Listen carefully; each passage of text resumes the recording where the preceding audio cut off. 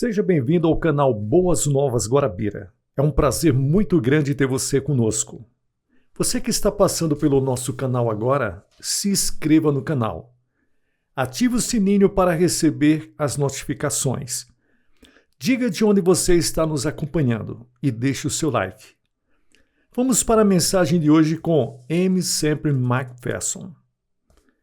Uma dupla cura para uma dupla maldição. Quando Satanás entrou na pureza do Jardim do Éden, na forma de uma serpente, dois anjos das trevas seguiram com força em seu rastro. Sua vinda trouxe a dupla maldição do pecado e da doença. Quando Cristo veio ao mundo moribundo para redimi-lo da maldição, vieram em seus passos abençoados dois anjos de luz e esperança. Sua vinda trouxe a dupla cura, salvação e cura. No princípio, o mundo emergiu das mãos de Deus bom, puro e perfeito.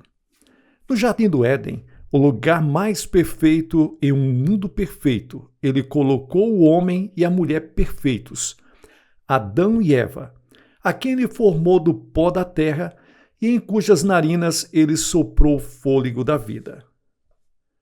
Na beleza tranquila desse jardim, que sob sua própria mão amorosa foi plantado, Deus gostava de andar no frescor do dia, comungando com o homem que ele havia feito para sua própria imagem e preenchendo com o seu fôlego divino cada célula desse homem. Quão pacífica a sua morada, quão abençoada é a sua comunhão. Quão feliz é a sua liberdade de corpo, alma e espírito deles. Mas era preciso um requisito de fé na palavra do Pai e obediência ao seu comando. Mas, infelizmente, os olhos brilhantes, malévolos e calculistas de Satanás observavam à distância, fervente ódio por Deus e ciúme do homem, fermentando em sua alma cada vez mais aquele ódio. Planejamento astuto em seu coração. Uma vez ele havia sido um anjo de autoridade no céu, mas por causa do ciúme, desobediência e traição, ele caiu como uma tocha flamejante do céu, atraindo um terço dos anjos com ele, como está escrito em Lucas, capítulo 10, versículos 18, Isaías, capítulo 14, versículos 19 ao 14. A paixão ardente em sua natureza diabólica agora ansiava por vingança por uma maneira de revidar. E aqui nesse jardim do Éden, bem-aventurado que Deus plantou, onde Deus havia colocado os filhos de sua querida obra, ele havia encontrado lugar para a vingança. Agora, quem o Pai amou tanto quanto essas crianças? Ele não trabalhou ao longo dos dias para criar terra para sua habitação? E o que havia no céu ou na terra que quanto poderia ser dado para demonstrar esse grande amor que Deus tem para a humanidade? Não está escrito que Deus não pode olhar para o pecado com o mínimo grau de tolerância? Ele não disse, a alma que pecar certamente morrerá? Muito bem, Satanás sabia que Deus em sua justiça não mostraria parcialidade. E embora seu coração estivesse dilacerado e sangrando, a maldição de sua desaprovação deveria cair sobre os moradores do Jardim do Éden, a terra deveria ser sacudida e abalada com o impacto da queda. Com diabólica astúcia, Satanás tomou sobre si a forma de uma serpente brilhante e cintilante, na época considerada a mais bela e sutil besta do campo, e em passos brilhantes e graciosos, de maneira mais cativante, ele se aproximou da mulher e começou a semear as sementes fatídicas da incredulidade dentro do seu coração. Sim, Deus disse que no dia em que comerdes da árvore do meio do jardim, certamente morrereis. Mas Deus não quis dizer o que ele disse. Certamente vocês não vão morrer.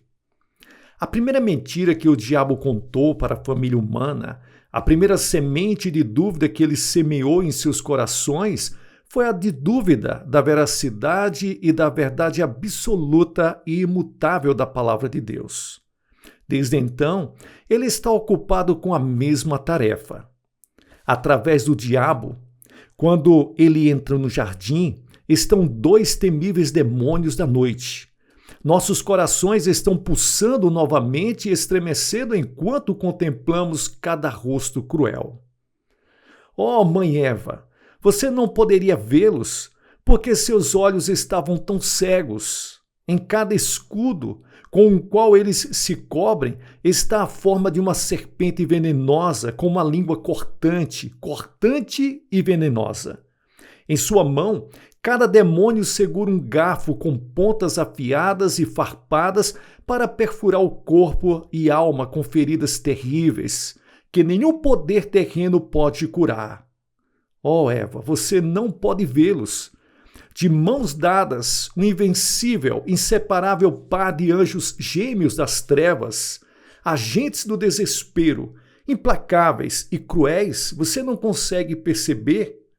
Seus nomes estão escritos em seus escudos e serpentes. Mas os olhos de Eva estavam cravados de fascínio na forma da serpente cintilante. Seus ouvidos ouviram a voz suave daquele enganador. Assim Eva foi enganada e, obedecendo a palavra de Satanás, ela desobedeceu ao seu Senhor. Comeu do fruto proibido e deu a Adão para comer também. Aí tudo mudou. Logo vieram os passos de Deus, andando no jardim no frescor do dia. Adão, onde estás? Sua voz ressoou em tons de trovão que causaram medo e tremor naquelas almas culpadas que procuravam esconder-se do olhar de Deus. Rápido como um relâmpago, seu olho perspicaz, que tudo vê, leu a história em seus corações e ficou entristecido, triste.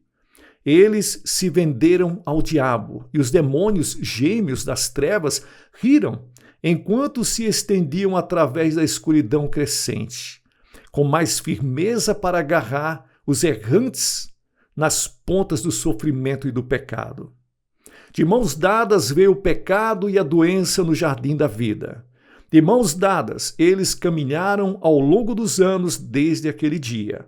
Mas, em vez de deixar seus filhos nas mãos do diabo para sofrer a dupla maldição que eles trouxeram sobre si mesmos pela desobediência, o grande e amoroso coração de Deus começou a traçar planos para a redenção deles. Uma cura dupla para uma dupla maldição. Ali mesmo, embora o homem devesse ser expulso do jardim, Deus deu sua primeira promessa profética de que através da semente da mulher viria, e aquele que esmagaria a cabeça da serpente um dia iria nascer. Tudo ao longo dos próximos anos levou por uma trilha sinuosa, através de muitas terras e muitas lágrimas, através dos dias de Abel, Sete e Noé, Sem, Abraão, Isaque, Jacó, Judá e Davi, até a cruz de Cristo. Esta promessa foi reiterada pelos profetas e sábios. Assim, desde os dias de Noé, era um fato entendido que a salvação e a cura eram fornecidas na expiação por meio do Cordeiro morto desde a fundação do mundo. Quando Moisés trouxe os filhos de Israel do Egito e voltou seus rostos para a terra prometida, Deus lhes falou dizendo: se ouvires diligentemente a minha voz, a voz do Senhor teu Deus, e fizeres o que é reto aos seus olhos, e der ouvidos aos seus mandamentos e guardares todos os seus estatutos, não porei sobre ti nenhuma dessas doenças que pus sobre os egípcios, porque eu sou o Senhor que te sara. Claramente, o Pai quis dizer que, com a desobediência e pecado, viriam doenças e enfermidades. Mais tarde, quando a desobediência e o pecado os abateram e serpentes ardentes os morderam até que morressem, Deus ordenou que uma serpente de bronze, latão, que significa julgamento, fosse levantada no deserto, assim como Cristo mais tarde passaria pelo julgamento por nós e seria levantado na cruz do Calvário. Aqueles que olharam para a serpente que foi levantada no deserto tiveram vida por um olhar. Encontraram nele a dupla cura, perdão para a alma e cura para o corpo. Quando Miriam, pelo pecado da crítica e da calúnia, adoeceu de lepra branca como a neve, Moisés implorou a Deus pela dupla cura. Depois de implorar a misericórdia e o perdão do Senhor, ele clama: Senhor, perdoe e cure essa mulher. Números capítulo 12 e o versículos 13. Sobre a dupla cura para a dupla maldição, os Salmos falou claramente dizendo: bendize a minha alma ao Senhor e não te esqueças de todos os seus benefícios, que perdoa todas as suas iniquidades e cura todas as tuas enfermidades. Salmo 103, versículos 2 e 3. Observe que os dois primeiros benefícios mencionados por Davi são os do perdão e da salvação, que é derrubar os poderes do pecado, e a cura divina para o corpo para derrotar a doença e a desgraça. Isaías, avistando o grande Redentor através do véu levantado, contemplou Cristo como homem de dores e familiarizado com o sofrimento. Ele vê a sua gloriosa vinda trazendo dupla cura para a dupla maldição e declara: de sua obra de expiação, pelas suas pisaduras fomos sarados. Mas essa promessa não se refere apenas à cura espiritual. Pergunta a uma alma tímida a quem a notícia parece quase boa demais para ser verdade. Não.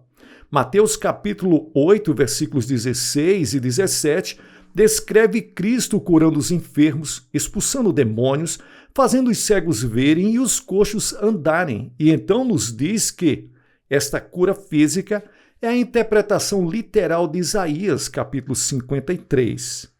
Observe a interpretação de Mateus dessa promessa. Isso foi feito para que se cumprisse o que foi dito pelo profeta Isaías. Ele mesmo tomou as nossas enfermidades e levou sobre si as nossas enfermidades. A vinda de Jesus Cristo, o Filho de Deus, a semente da mulher, foi a vinda do grande libertador para redimir um mundo ferido da maldição. Falando de sua própria missão, Jesus disse claramente: o Espírito do Senhor está sobre mim, porque me ungiu para evangelizar os pobres, enviou-me a curar os quebrantados de coração e pregar libertação aos cativos e a restauração da vista aos cegos, para pôr em liberdade os oprimidos, para pregar o ano aceitável do Senhor. Lucas capítulo 4, versículos 18 ao 19. Bendita a luz que brilha nas trevas, ainda que as trevas não a compreendam. Abençoado o portador de fardo carregando nossos pecados, carregando nossas doenças, suportando nossa dor. Se o mundo pudesse te ver, Jesus. Ó, meus irmãos, veja, mundo dolorido. Você não pode ver as duas grandes bênçãos que seguem o Mestre aonde quer que ele vá, como dois anjos brilhantes de luz que estão de mãos dadas, com espadas brilhantes, levando o sinal da cruz e segurando no alto a espada do Espírito para cortar os teus laços em dois? A salvação declara: todos os teus pecados te são perdoados. A cura clama: sê curado.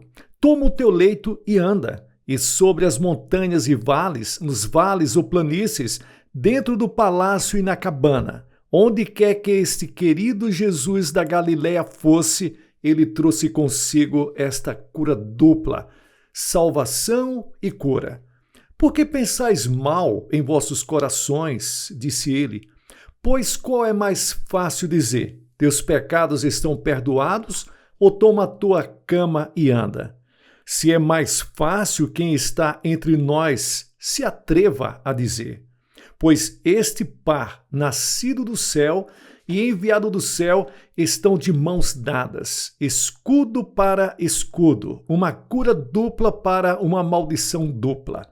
No plano de Deus, eles nunca devem ser divididos. Quando os curtos anos do ministério de Nosso Senhor, em que ele andou destruindo as obras do diabo, ou seja, perdoando pecados e curando os enfermos, esses anos terminaram. A hora se aproximou de sua morte torturante na cruz. Emergindo do Getsêmani, do jardim glorioso, quando a longa noite terminou, ele foi condenado diante de Pôncio Pilatos a morrer na árvore áspera. Mas antes que eles o conduzissem ao Monte do Calvário, algo de grande importância deve acontecer.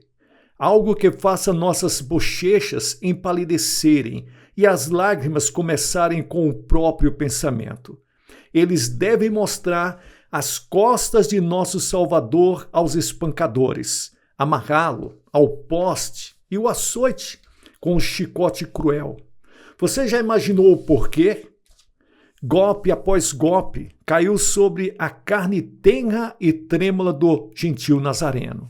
O chicote mordaz subia e descia repetidas vezes nas mãos do soldado romano, até que os grandes vergões roxos ficaram nas costas preciosas que tão cedo carregariam a cruz e cairiam até as gotas de sangue pingarem no chão. Cerca de 40 golpes eram permitidos naqueles dias e os homens, muitas vezes, desmaiavam ou até morriam no pelourinho. Diga-me, querido Espírito, mestre e guia, diga-me, por que eles o chicotearam tanto? Ele foi chicoteado para que meus pecados pudessem ser lavados? Não, criança. O sangue da cruz foi suficiente para isso. Então, por que eles arrancaram a barba do seu rosto e o espancaram com varas cruéis? Isso foi para a purificação do pecado? Não, criança. O sangue foi suficiente para isso. Então, por que, Espírito de Deus? Me diga por que eles torturaram meu Salvador dessa forma. Deus estava apenas permitindo que a ira vingativa e diabólica de uma multidão enfurecida fosse lançada sobre a cabeça de seu filho abençoado do pecado. Então, por que eles o chicotearam assim? Por que, criança? Você não sabe o significado daquela chicotada, os golpes cruéis do flagelo dos espancadores? Foi assim que ele carregou seu sofrimento e por suas pisaduras vocês foram curados. Nem um golpe sem sentido, nem uma dor sem sentido, esse corpo precioso suportou. No poste, ele comprou sua cura, desnudou o seu sofrimento e dor. Na cruz, ele comprou o seu perdão e purificação do pecado. Curado pelas suas pisaduras, purificado pelo seu sangue, bendita cura dupla para uma dupla maldição para todos os que olharem para ele, serão pessoas que viverão. Ouça as palavras do Mestre: as obras que eu faço, vós fareis, e obras maiores do que estas fareis, porque eu vou para o meu Pai. Todo o poder me foi dado no céu e na terra. Ide, portanto, e ensinai todas as nações, batizando-as em nome do Pai, e do Filho, e do Espírito Santo, ensinando-as a guardar todas as coisas que eu vos tenho ordenado. E eis que estou convosco todos os dias, até a consumação dos séculos. Mateus capítulo 28, versículos 18 ao 20. Enquanto ides pregar, dizendo: o reino dos céus está próximo, purificai os leprosos, curai os enfermos, expulsai os demônios, de graça dai, de graça recebestes. Em qualquer cidade ou vila em que entrardes, curem os enfermos que nela estiverem e diga-lhes: o reino de Deus está próximo de vós. E ele os enviou para pregar o evangelho e curar os enfermos. E disse: esses sinais seguirão aos que crerem. Em meu nome expulsarão demônios, falarão novas línguas, porão as mãos sobre os enfermos e os curarão. Marcos capítulo 16, versículos 17 ao 18.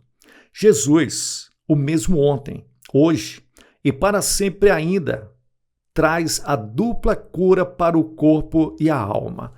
Ainda a vida para um olhar para o crucificado, e aqueles que tocam a orla de suas vestes ainda podem ser curados. No capítulo 5 de Tiago, os presbíteros da igreja recebem instruções para ungir os enfermos, que os chamam. com óleo e fazer a oração da fé, tendo a promessa da cura dupla. Oração da fé salvará o enfermo, e o Senhor o levantará, e se ele cometeu pecados, eles serão perdoados. Confesse suas faltas uns aos outros e orem uns pelos outros para que sejam curados. Que doce relação existe aqui entre salvação e cura. Os dois estão ligados. Isso não significa que nunca morreremos. Chega um dia em que as areias dos anos se esvaem e o Filho de Deus é arrebatado e vai varrer o lar para a glória. Graças a Deus por essa esperança. Não é que aqueles que reivindicam a promessa de cura temem a morte. Estar ausente do corpo é estar presente com o Senhor. Mas isso significa que, em vez de sofrer e gemer todos os dias de nossas vidas com uma doença torturante, é possível desviar o olhar para Jesus e receber aquilo pelo qual ele pagou com açoites cruéis e o derramamento do seu precioso sangue. Por muito tempo, vagamos em fraqueza e pobreza, quando poderíamos ter sua força e riqueza. Por tempo ficamos famintos, quando poderíamos estar festejando no salão do banquete do Pai. E, meus queridos, muitos de nós chegamos quase ao fim da viagem, da vida, antes de perceber as coisas boas incluídas em nosso bilhete de viagem.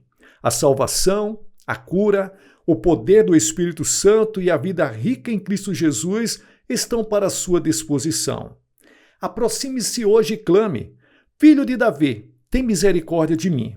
Agora me aproprio das tuas promessas e reivindico as tuas ricas provisões que tu fizestes para mim e para o teu povo. Essa dupla cura com suas bênçãos para o corpo e para a alma. Está escrito em Isaías capítulo 53. Certamente, ele levou sobre si as nossas iniquidades, e o castigo que nos traz a paz estava sobre ele, e por suas pisaduras nós fomos sarados. Que Deus abençoe a todos vocês. Pessoal, aqui é o pastor Gilson Soares. Deixe-me agradecer a você que chegou até o final desse vídeo. Que Deus te abençoe ricamente, que Deus te guarde. Muito obrigado aos colaboradores, ofertantes, dizimistas, patrocinadores desse trabalho.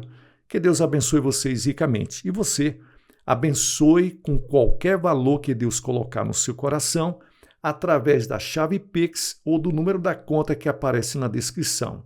Que Deus te abençoe. Sucesso na sua caminhada.